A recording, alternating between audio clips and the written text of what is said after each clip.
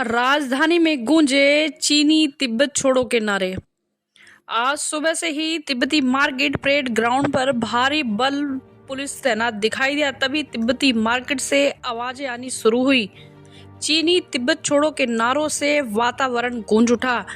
इस चीनी विरोध में बच्चे, बूढ़े, जवान, महिलाएं चीनी तिब्बत छोड़ो के नारे लगाते हुए मार्च करते हुए चल रहे थे।